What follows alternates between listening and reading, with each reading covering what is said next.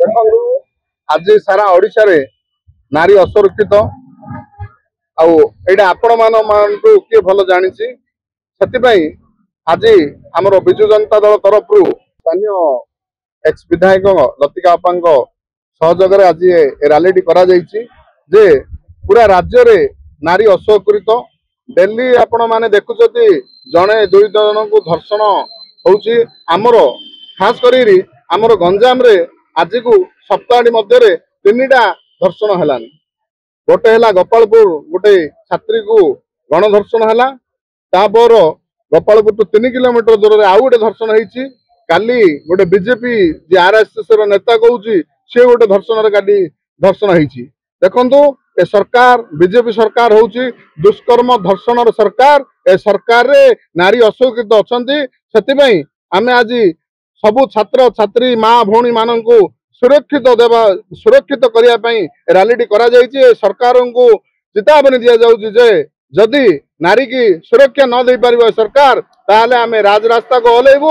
वर्तमान समय रे जो भली भाबे नारी निर्यातना चली बंद करने आमर दाबी नारी सुरक्षा आमर दाबी। भविष्य में आम सहित भी एमती हो पाए से बीजेपी सरकार को आमर यही दाबी कि नारी सुरक्षा केमती भल सुरक्षा दि जाऊ। आज आमर यही दाबी थिला जे युव छात्र कम ना आग को जो प्रकार जो रेप होमर रेप होगा समय रे बहुत छात्री माने बहुत रेप है। काली भी गोटे रेप हो बर्तमान भी आम रैलीटा कर कॉलेज रे आमर आग को जमी कवि सुजय नगर रे सेमती न रेप होबू। तो जदि रेप है आम राजरास्ता ओलिया भी आम कॉलेज पिला सब बाध्य होबू।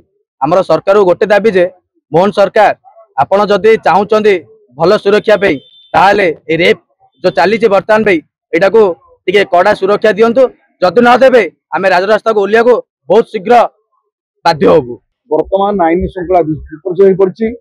प्रत्येक दिन कौना कौटी गणधर्षण नारी माने निर्यातना पाँच डकायत मर्डर यहीपर जो दैनंदिन ये अंचल सब घटी चली प्रतिरोध करने सरकार को चेतावनी देवाई आज युव छात्र समाज एकत्रित होकर